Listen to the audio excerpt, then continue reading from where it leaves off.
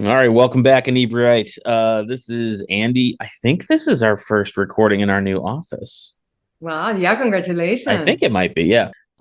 So I didn't check the pronunciation of your name before we started, and that's usually my like. Let me try. Just cold. Is it just Ane Diaz? Nope, but that Oh, was what I was called for many years. Uh, okay. Usually I I, check ahead of time, and I just messed up. So no, when I first moved to the United States, that's what I was called. But it's Ane Diaz. It's Ane, like Ane, Ane, but Ane, Aneh, maybe Ane that's the best way. And then Diaz. Diaz. Yeah, Okay, I will yeah. try not to screw that up, No, but that's no fine. guarantees. It's absolutely fine. I mean, I respond to any that resembles because so many times when I first moved to this country, I was called and I missed it so many times that now I am alert to Mhm. whatever. And Liza, my real name is Annelise Diaz. So imagine that. That's a Yeah. German with a Spanish last name. So, and I'm not German at all. So, so anyway, it's Ane Diaz. Thank you. And you're from Venezuela. When did you come to this country? We moved in 1980. Okay. In 1980, just as the Iran contract he switched. Like it was like welcome to America. It was very, very welcome to Reagan and the whole era is when I came. So it was a very, very interesting times when we first got here, coming from Venezuela. And the Venezuela I came from was still a very cool Venezuela. It Hmm. was very. It still it was starting to decline, but it was still very much a super beautiful, amazing, free, democratic country. So social democracy is what is in Venezuela. But yeah, having a father that lived through Franco in Spain, you Yeah. kind of smell that stuff, and it's like, let's get out of here. I can't. And I mean, Venezuela had a couple of dictatorships before that, but this one was a bit different. Just like it's interesting to have your father tell you that, oh, wow, actually, Franco was pretty cool. It's almost like St. Bush is cool now, nowadays. So it's like, yeah, we miss Cheney, or something like that. Like, Yeah. it's crazy. So my dad was just very adamant, like when they nationalized the oil in the 80s, that the country was going to decline. And he was like, I can't do dictatorship anymore because so he moved us here and to the United. The whole family moved here to get out. And That was more information than I think I knew about Venezuela. I can find it on a map. it's a Really beautiful people. country, but don't go there. Like as a matter of fact, I just found out that I cannot go there. I mean, I'm American, for Hmm. example. I'm an American citizen now, of course. Been here for many years.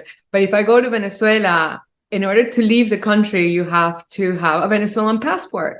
And if you don't have your Venezuelan passport, even don't have an American passport, they make you got to stay there and stay there for 3 months and try to get the passport there. They don't let Oh, you leave the country, even if you're an American citizen, it's the law.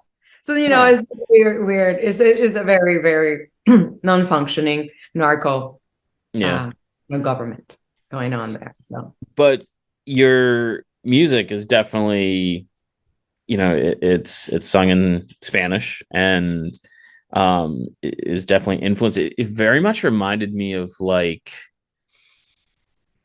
kind of like soundtracks for like movies in like the 60s. It had like a real 60s vibe to it. Was that an intentional thing or is that me just that's being weird? probably me. Are you sure it's all 70s? Because I love my 70s. But no, I know I appreciate the 60s.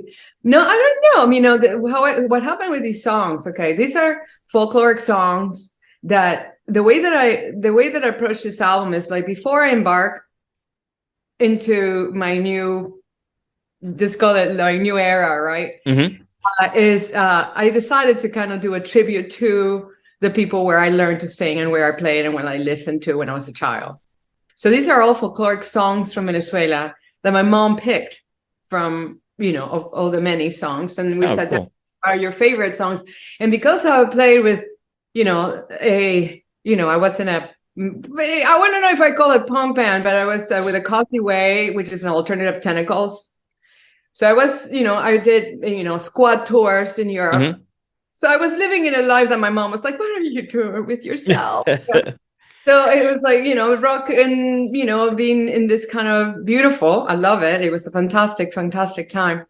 But, my family and my mom is 89 and I was like, I'm, older. So it's just like, we're just going to have to do something for mom because they just can't listen to anything I've ever done, Yeah. so they don't like it, and I understand, they don't like punk rock and they don't like that kind of stuff, but it's okay. So she picked all the songs, and these are what we did is that we went around the map of Yeah. Venezuela and we picked different songs from different areas of the country and say, what do you like of this area? What do you like? So we picked and not only that, we also picked the ones that had the most apropos lyrics, which is, we didn't want to sing, love, pretty songs and all that. It's more about the country and what the struggle and the working songs of the country and trying to highlight our favorite artists like Simon Diaz and Otilio Galindez and people like that we adore. So I sang some of those songs.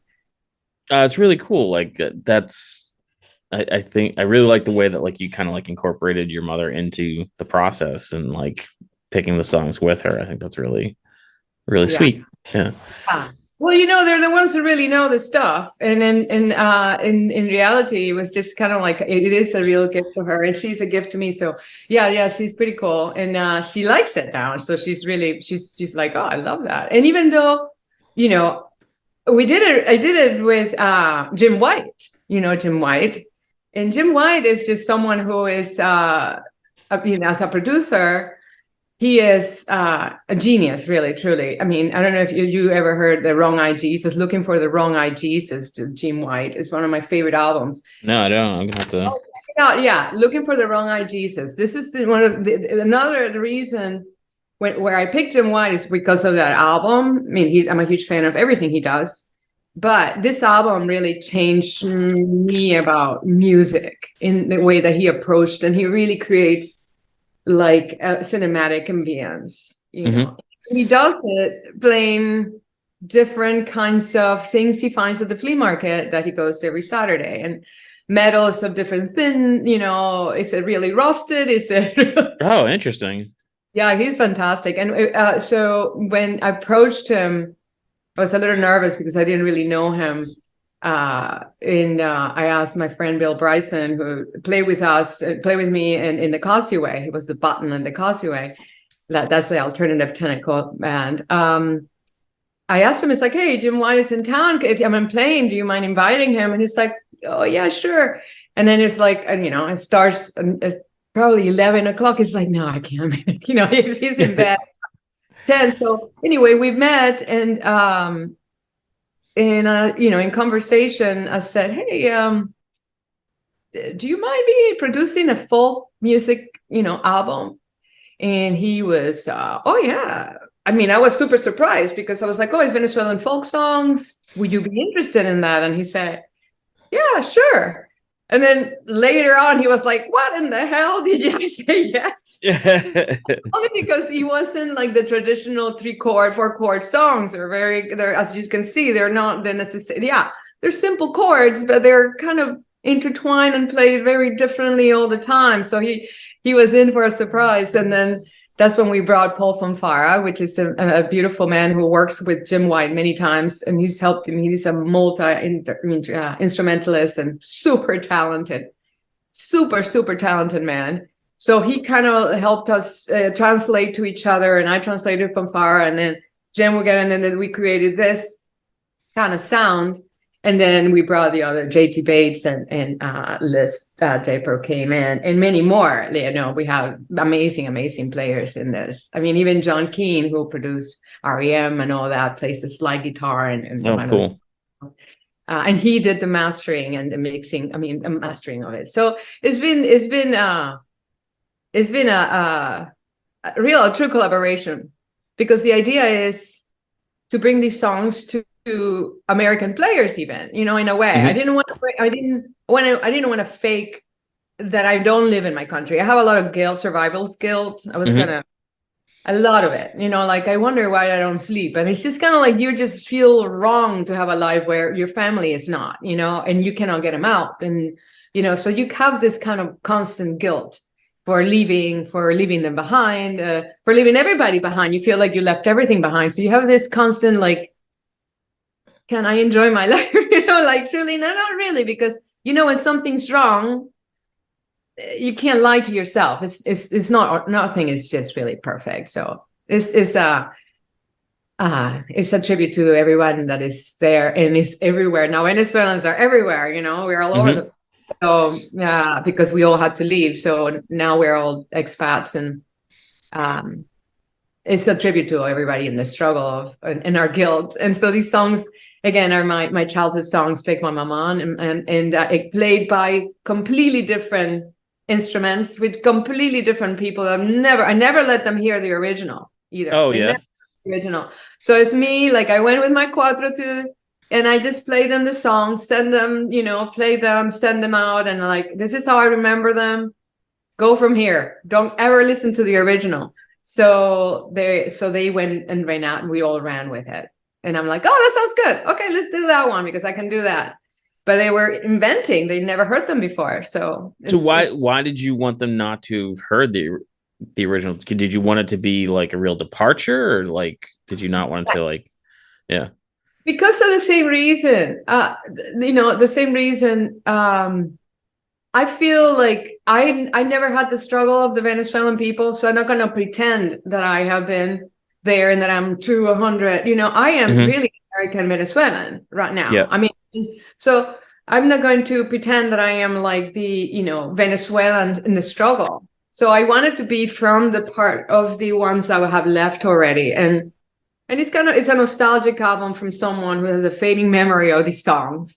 And it's true. I do, I have like, like I know them, but like the traditional boom, boom, boom folklore, like this is, you do this here and you do that. And I'm sure there's a few people are going to go, what is this woman done with this music? Because it's like a Black Sabbath. You cannot mess it up, man, or you just get killed, but thus far, everything is fine. But I'm sure there's some, people that would find it offensive that I've, play with these songs in this way. But I don't know. What do you think? Folkloric is about that, right? You're supposed to. I mean, folklore is folklore, right? Yeah, and I mean the thing about folk music is it's always kind of, it's more of who's singing it, I suppose, because it's always changing. Like. Exactly. Even something like country music is very similar to folk music, and it's changed a lot in the last 50 years. But I love Irish music, being of Irish descent. And even the more traditional Irish bands, I'm very excited. I don't know if you ever heard of Gaelic Storm. No. But I love Irish music. I mean, the tradition of Irish folk music is absolutely extraordinary. I mean, it's genius. It really is. It's absolutely beautiful. And they're when I first found them, it's an interesting story. They were in the movie Titanic when Jack and Rose danced in the steerage, or steerage, or whatever that term is. They were the band that was playing, and so there was a local small bar around here that decided they're going to do like a Titanic night, and they recreated the last meal and served it on replica plates, and this band played, and my parents went to see them. And so as the years progressed, they're like, oh, you have to come see this band, and they kept coming back to this bar. So every time they came to this bar, me and my parents would go see them. And then they've gotten really big. They don't play anything that small anymore, but when that bar was still open, they kept coming back to that bar. And when my father passed away, we went afterwards, and the lead singer Patrick is like, oh, where's your dad? And we're like, oh, we lost him. He's like, no, he sits in the front row. And we're like, not anymore. And he's like, no, he sits in the front row. And they went up and toasted to him. And so they're actually coming to. It gives me chills. It's so beautiful. I mean, exactly. Oh my God. And they're coming to play here in Plymouth in June, and it just happens to be my mother's birthday, and we lost her a few years ago. But so me and my sister are gonna go, and so it's very exciting to see them because I haven't seen them since well before COVID. And but they play traditional Irish music, so it's Irish folk music, but they even have songs that are in that vein, but are modern. Like there's a whole song about the night he punched Russell Crowe. Oh, And, good. and yeah, so it's a really it's traditional Irish music, but it's a modern song, and that's kind of that thing about folk music is it's more, I don't know, it can be modern. No, well, it's so interesting because I'm having a difficulty understanding that because that's what I mean, I'm glad you mentioned that because that's what I'm doing next is I'm gonna go into. I mean, now that I've made this tribute to the people that taught me how to sing and to my mother. It's kind of it's time. Then I'm gonna go to the next thing, which is Spanish music in the same feel of no sim. I mean, who knows what will happen? Of course, with music, we never know. Yeah. But in the similar sense, I'm saying as a balance and a way of I'm not playing rock and roll anymore. Is basically what I'm saying. So I'm gonna play more into these kind of, I don't know what you call it. I mean, world music. I don't know what you call it, but I'm gonna go back to this. So I'm gonna be doing kind of like what you're saying. I'm gonna go back to a folkloric but more modern. Mm-hmm. Because it's written today, but is Hank Williams folkloric? I would say, yeah, sure. Right? Yeah, I That's, would think so. that's what I think. That's American folklore to me as a foreigner. I'm not so sure if I'm right or wrong. Who's folkloric from the United States? And I guess that really depends on what your definition of folk music is. I mean, Yeah. there are bands. There's not even sure where they're from. I think they're called Days and Days, but like the guy plays like a wash tub bass, and a girl plays like the washboard, but there's a trumpet, and it's kind of folk music, but they're all young kids, so it's like I find music is harder and harder to categorize. That's good, isn't it? It's great, yeah, because I Yeah. mean, when I was a kid, in the record store, there's like 5 labels, and you listen to what you listen to, and you didn't depart from that. And now there's so many bands that have like broken down and muddied the water to the point where you're like, I like music, and I can tell you what bands I like, and it's all over the road. And it's interesting because I'm finding as I'm getting older, I'm willing to broaden my horizons more, but I also have really eclectic tastes, so I like bands that have kind of like a folk aspect to it. Mariachi El Bronx Yeah. is great. What did you say? Sorry, I didn't hear. Mariachi El Bronx. Oh, yeah. That's So good. that they're great, and I Yeah. just find it's really fascinating to take some part of it's like food. That's true. You can take like a traditional Venezuelan dish or any traditional dish and modernize it, or kind of spice it up or mix it, and it's fascinating. So I really love that kind of out of the box thinking to combine styles of music. That's so great. And I agree. I'm kind of like, because I come from a folkloric background, I have like no rules. Like when I have played in the past with people that are really musicians, like read everything and they go, that doesn't go with that. I'm like, I don't care. We're doing it like that. I'm sorry that, that there's a rule. I'm like, my brain doesn't register the rule.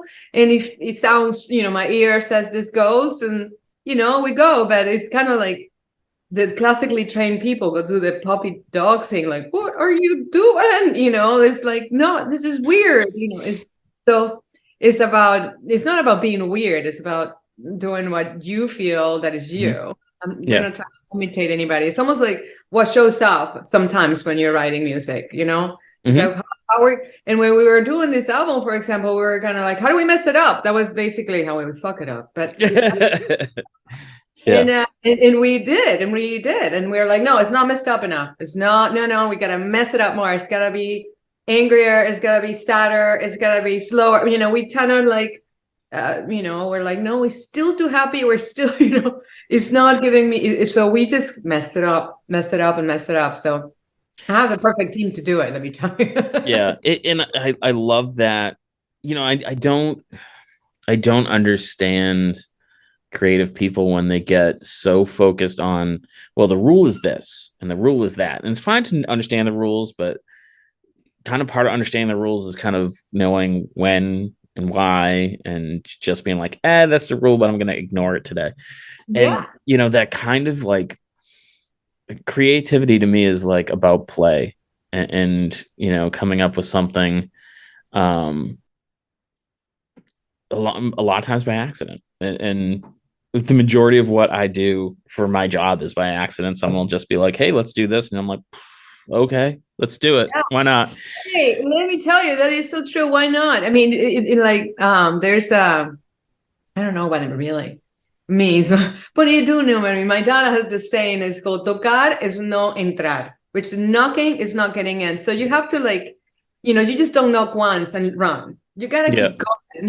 You gotta keep looking into that. You gotta keep digging deeper into. You can't get in just by one knock. I guess that's into whatever you're going into, your creativity and all. You gotta really like approach it from every possible angle. Like even when I really like something, I'm like, okay, still okay, we like that one. Remember that one, but let's keep going. And then no, okay, we like that one better, but don't settle as soon as you no, don't settle, until you know for sure that's yours and for whatever reason, you Mm-hmm. don't know why it's yours. That's the other cool thing with music and art. You're just like, it's done, and you're like, why? We don't know. It's just done. It's like we got everything we need there, and I don't know why I feel it's done. So it's pretty, it's pretty. It's his own monster in a way, his own thing that taps you in somewhere and says, "Okay, you're done. Okay, I'm done." Yeah. And sometimes I feel like I'm done working on something because I'm like, I feel like if I keep working on it, I'm going to make it bad. I Yeah, feel like a lot of artists kind of will think that way, being like, ugh, okay, now's the time to put it down. yeah. Yeah. No, well, I mean, I tell you, like a lot of this thing happened to me. I gotta say, I can't remember the album, but Bob Dylan did the album on country music, like really Mm-hmm. old. I mean, that's my favorite album, really, and I realized I was like, well, this was kind of inspired also by him in that album. And also the singing, like be yourself. I mean, Bob Dylan can sing Big Chestnut, but no, everybody has the perfect voice, no. It's like, look, we got Leonard Cohen, we have Big Chestnut, we have Bob Dylan. Just be yourself and you'll be fine. You Yeah. don't have to be this perfect, thing all the time that, some people like that. And I like the more grungier side of, a more, I don't know what I call it. That's perfect. It's interesting to me because so many people, you know, as they get to adults, if they didn't work at being a creative person, that's when they're like, oh, I can't sing or I can't draw or I can't do this. And I'm like, everybody can. Everybody can It's sing. just different levels. It's just they have that mentality of it has to be perfect. It has to be perfect. I'm like, my sketchbooks, I have hundreds of sketchbooks. They're full. They're not perfect. They're just sketches. They're not supposed to be perfect. They're practice. They're fun. They're to get an idea out of your head. Good for you. I mean, it's exactly like that. Like we think that we come learn it, like Mm-hmm. when we are nervous and like if I don't make this perfect the first time, I suck at it. It's like you got to do the sketches. You gotta play with your stuff. You can't just assume that you're gonna be a genius the first time you write a song and then like, oh, sorry, I didn't do it the first time. I can't do this. Right. Yeah. Yeah. Or if you're playing the guitar, you noodle around and you're like, no, none of this is really jiving. And then you hit some, a chord progression or something. And you're like, oh, okay, now I have an idea. And then you kind of take that audio sketch and then you go work Yeah. on it and try to refine it. Yeah, no, it's you gotta allow yourself to have, I mean, not so be judging, not so judgmental of yourself, and let the art take over, you know. And I know it sounds kind of weird to speak that way, you know, like you feel like, oh, you're possessed, but in a way, it's the flow, you know. It's like you are in this thing, and you don't know when it's happening. It could happen at 11 o'clock at night. It could happen, Mm-hmm. and you wake up at 3 in the morning going, oh my God, I got an idea. It can happen, you know, after you have whatever, you know, a beautiful dinner with your family, and you come home and you're like, I feel something. So you never know when it's going to come. Just like everything, you have to be alerted when it comes and go and do something with it, not just let it, you know, like an idea, just Mm-hmm. write it down. Or, you know, just like be alerted to, oh my God, I heard a melody. I had melodies that I've written songs in the past that are just from my washing machine, you know, from the rhythm of the rattle of the washing machine, found a beat, you know, from like, oh my God, I could hear that. I'm like, oh, that sounds great. And I go find it in the bass and I just write, you know, I mean, I'm sure people, a lot of people do that. Many people do that. But it's just being alerted to what you're listening to in what you heard is going to be different than anybody else heard Mm-hmm. anyway, you know, because it's you listening. So yeah, it's being alerted to this to which, you know, to whatever the creative spirit you want to call it is saying, to do the music or to, you know, whatever you're doing, art, sketching, poetry, whatever. Yeah, it's you know, and I love the idea of kind of stumbling into it. Yeah, we have a figure drawing group that meets once a month, and we draw from a model, and it's right. You What's said up? fake drawing. Oh, figure, Oh, not okay. I was finger. like, oh No. I'm gonna do finger paintings. I Finger feel paint. We have people that do all sorts of weird stuff in there, so it wouldn't surprise me if someone finger painted. But it's across the street from like my favorite little dive bar, so a lot of times afterwards I'll go over and have a beer, and I have my sketchbook. And the bartender was like, "Oh, you know, or put I can't remember, oh, put my beer down on the sketchbook." And she's like, "Oh my God, I'm so sorry." I'm like, don't. It's not a big deal." And then I'm like, "Oh, it'd be interesting to have the sketchbook be your bar mat and see what happens." And so like I flipped it to an empty page, and like she began to like make drinks on it, and so there's like spilled beer and little spilled shot glass like impressions on it. And so now I'm like, ooh, this is like the background. Like now I have to figure out what is going to be the foreground. And what I think I'm going to try to do, I saw it happen, saw in like a video years ago, someone like boiled down Coca-Cola to like basically different thicknesses, so it would be darker and lighter. Uh-huh. And I have some old stout that I haven't, it's been sitting in my kitchen forever. So I'm going to try to No. do that and just do like a beer portrait or something. So I love it. What a brilliant idea. That's big. yeah. Isn't that funny? It's just you Yeah, it just just happened. You do know, a whole show with that. You can do a whole gallery show with those, you know? I Yeah, could. I'd have to yeah, do it. There's a lot. yeah. Oh Yeah. my God. Just like you do the stout series. I Yeah. love brown my black beer, by the way. I'm a Guinness drinker and an Irish whiskey drinker. Nice. That's the Nice. only whiskey I can drink. I don't like anything else. I don't know why. Everybody tells me it's the barrels that come from here. I'm like, I don't It, know. everybody's got a, you know, their preference. And, you know, I work with so many breweries that the only beer I don't like is sours. Yeah, me neither. What is the difference? What makes Irish whiskey so good in your opinion? I mean, it's I good. don't, it is. It's fantastic. Yeah. Um, I don't What does it taste know. so different than them? Why does it taste so different? It's one of the, So, you know, so there's so many things that go into stuff like that. And sour beer is an excellent example because they have two different types of sours. There's kettle sour, and then I forget what the other one's called, natural or something like that. And the one that's not a kettle sour is basically like open air. So like whatever oh, organisms are floating around the air is what kind of like ferments it and gives it the sour. ah, So you could make the same recipe in different locations that will taste different. You can make the yeah. same recipe on different days and the humidity will make it taste different. So, Seasons. We my husband and I grow agaves to make mezcal. oh, nice. We grow like 6 different varieties in here in California.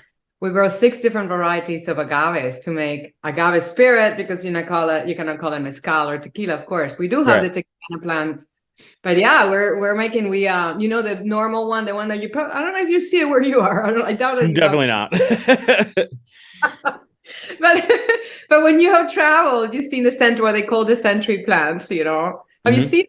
I don't think so. I've seen like, the drawing of agave on, Yeah, okay. Well, probably the drawing is mostly tequila, the tequila plant. But so we have, and then we have made some with friends. I mean, we personally haven't made them. We grow them and we give them to a amazing distillery called Shelter Distiller that ferments and does it all for us, because so we're doing a collaboration. And so yes, they had a hard time fermenting because they are doing it in stainless steel, and usually tequila is in barrels, so barrels. Yeah.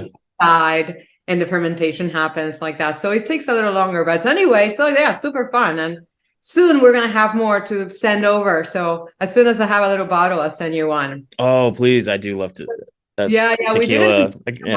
Yeah. Well, Yeah. this one is an ensemble, which means that it has, I think it had like 5 different kinds of agaves plants. Nice. So we had tequila, Tobalá, Salmiana, Mapisagalisa, and Ferro, I think, a Salmiana. Yeah. Anyway, we had 5 different varieties. So it's not tequila. It tastes pretty good. Yeah. Oh, that'd be amazing. That'd be so cool. Yeah, I love it. Yeah, it's my job is interesting because That's mine. You know what you do when you're an artist, a musician, you have to find other things, because, as you know, this is a very hard work here. Music, like what like anything has to do with art is for the love of it.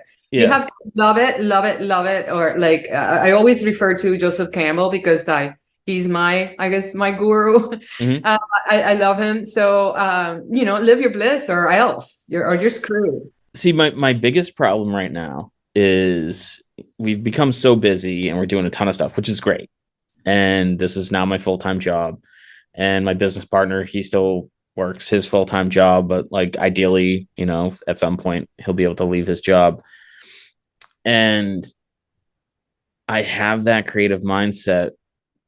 So I've trouble figuring out when I'm working and when I'm not working. That's great. And everyone's like, you're gonna burn out, and I'm like, I don't know, maybe, but like it doesn't all feel like work. And then it's like, so sometimes I'm like, I should find a hobby, and then like I have to find a hobby that I'm not going to try to make into more work because I enjoy what I do. No, well, my father-in-law has a saying, it beats working, when Yeah. we're working. It's like, it beats working, because we're doing everything we want. And we're lucky enough. I mean, and like, I love growing agaves. I love it, so I don't feel like I'm working. And we work into the wee hours, and I'm like you're saying, I'm like, I don't see like working. I'm like, I'm taking advantage of the weather. I don't care if it's Sunday. You're a farmer, so Right. it's like, the cows don't know it's Sunday. So you gotta get out there and be, and work. So, and I love it because you get dirty. In a way, I gotta admit that it brings me back to my Venezuelan background. We're like, we're, as a people, we love ranching. We're people of nature. We're, if we're into magic realism. We believe in a lot of things, Mhm. So being outside and being with this magnificent plant that is so giving, the agave gives you agave syrup, fiber, mezcal, aguamiel. I mean, it's just a forever giving. One of them makes soap. I mean, it's just like, you can see why it's such an iconic plant in Mexico. It's been used, like they use the thorn. And The needle. I think they cut the edge and then they sell furniture. yeah. And horses. It's so strong. It's like hemp. Yeah. It's super strong. So anyway, I'm in love with that. So a lot of inspiration comes from that too. So I feel very like a llanera, which is like a cowgirl. Which in is California. My mom is from Los Llanos, Apure, which is a town that is the cowboys. So I don't know if it's my dad is from the Canary Islands, which Mhm. is also a lot of, a lot of growers, ranching, farming, and wine and distillery happening there. So I don't know if it's genetic. I'm telling you, Andy. I think it's It might be. it might be, it might be. But it all reflects it all, like you're saying, it all has to be a bliss or else, or you're just gonna really suffer.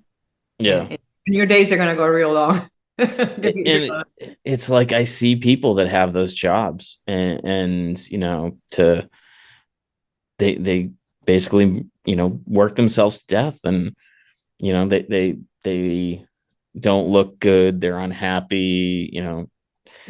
and it's like I Fear. just It's a lot of fear, but it is a big jump, like as you know, that you got to take a big chance. yeah. And when you have, when if you're not settled and you don't have some sort of security, it's kind of impossible to take. It's almost like jumping in a pool if you don't know how to swim without the thing. For people that it's just a big jump to leave your work and go to do something else. It's nerve-wracking. Yeah, I basically I got thrown in the pool because I was working, and then COVID, I got laid off. And so I was like, well, now seems like a good time. Yeah, well, guess what? So did we when we went to work. So I'm like, oh, COVID, we like perfect. We'll just plan like crazy. We just Yeah. went to work and like planting. And I did this album, and in this album, thank goodness I did it with my friend Rain Phoenix, who has a launch left, the record label. And she also was like, well, slowly, I mean, everything, we were also ready right before the pandemic. We're going to do this. And then Everybody was, yeah. we had so many good things going. This was going to happen. That was going to happen. Everything happened, but it took a lot longer. But now, now to be together with a band, just like you, I mean, with a label that does the same thing. Look, it likes the underdog, that's called Launch Left, because they like the unknown artist. She Mhm. supports one that is not seen. She's like, oh, nobody knows about you. Let's go. And so you need to be seen. And I appreciate so much that she took a chance with Spanish music, and which I'm not so sure the United States is closer to listen to it. And again, here you are, as listening to this album. Sure. But I tell you, 10 years ago or 5 years ago, no one was going to be listening to this. So I don't know why, but I'm very happy that people are okay with listening to this. I'm not so sure it's how we wrote it, if it's the music itself, but we're getting good response from people. But what do you think? Spanish music is tends to I be very different. I don't know. I feel like there are more people who've immigrated into our country and bringing their cultures with them. So I mean, it's I don't know if Americans are listening to more, or there's more people here who enjoy, because I tell you, Massachusetts is considered a liberal state. Plymouth is not. Plymouth is a little island of conservatism in a state of liberal, and so it's unfortunate. But I mean, even down here, there's more interest in the Americanized version of other cultures, which is at least stepping in the right direction. It's like we have a Mexican place, but it's like a Baja Mexican. It's like it's still kind of not traditional. Um, Careful with the plate, it's hot. yes, yeah, exactly. But yeah, there's a lot of cool stuff, going on here, and I feel like food and art is a great way to introduce people to culture that they're unfamiliar with. In I don't want to say safe, in a comfortable way for them, that they may be hesitant, but be like, oh, you got to try the Korean barbecue place that just came in, or you got to try this, and check out this album. And I feel like people are a little more comfortable stepping outside their comfort zone that way. Isn't that wonderful? So you have Korean barbecue in Plymouth? Yeah, All Kogi. right. It's That's great. pretty good. That's pretty Yeah. good. You know? Yeah, our, That's our food game's on point. We okay. so we got a hot pot place going in. We have a new Mexican place that's going to be opening that's replacing kind of the very Americanized, not good Mexican place. Mhm. Um, yeah, I so Plymouth, everyone thinks of like Pilgrims and Plymouth Rock, but it is very foodie. There's like 40 bars and restaurants in a very short area, and it's some really great local chefs like John at Food Court's amazing. Jim Casey has this place called the Blue Eyed Crab, and it's like Caribbean Oh, inspired dishes. And he also has a French restaurant. yeah. Do Um, you have some? Why is okay? So it is a conservative, but then again, you have these cool people coming over there. I wonder, it's not. I mean, this also must be a beautiful place because why would these people that believe in like, why did you say Caribbean inspired food yeah, be yeah. making a restaurant there? If they thought, But I that's guess. what I'm saying is that's that kind of like safe way for like the Joe six pack that only drinks Coors Light can kind of be like, oh well, it's right next to the bar he always goes to, and someone convinces him to go to check out something there, and it's it's not perfect, but I think it helps introduce people to other cultures, and I think that's Absolutely. Food is so always important. food is Yeah. always good, for sure. Yeah, music is so personal, you just never know. But in what I like about music is like people, there's not been wars that you fight over not liking someone, like, whoa, screw you, we're going to, so music's still like that thing that you're like, oh, you're free to like what you like, and nobody gets mad. You like Hmm. that. It's free. It's that one thing that we all acknowledge is your taste. Yep. The rest, we don't complain, or we're like, whoa, whatever, you're an idiot. But when it comes to music, most people are very respectful of, you can't help it, it's what you like. But I'm hoping that this album and this music brings people a different understanding of the Latin experience, and specifically for me, it's very important the Venezuelan experience, Hmm. but I'm hoping that it shows you, that I mean, no offense, of course, all Venezuelan, I mean, all Latin music is great, but it's not reggaeton, it's not mariachi, it's not salsa, it's not cumbia. So it's something else that I'm not so sure. I think the only person that I know that something, Laza de Sela, which is a beautiful woman who, her name was Laza de Sela, and she was a Canadian Mexican, French, Okay. French Mexican, and Okay. she died sadly at 32 a few years Oh, ago that's terrible. of cancer. I mean, it's like Amy Winehouse. I mean, you're just like, oh my God, like, why are these people so cool or dying, so young? Anyway, Laza de Sela, I'll send you the information about her so you Oh listen to yeah. um anyway, but just that there's the Spanish music is not just flamenco or like the cultural blah blah blah, that we also have a very personal, intimate kind of way of songs. It's not those same Hmm. genres. And I always say genre, so I always say that wrong. I'm from Massachusetts. We say everything wrong. So Is that true? Okay, good. I'm yeah. moving. Maybe I won't have an accent there. But so your new album is out on June 9th, right? Mhm. And And launch that what album, is right? what is the name of the album? I'm not even gonna try. Despechada. Despechada means heart. I mean, when you're despechado, well, it could be a couple things. Like when someone is despechado is when someone breaks up with you and you're heartbroken.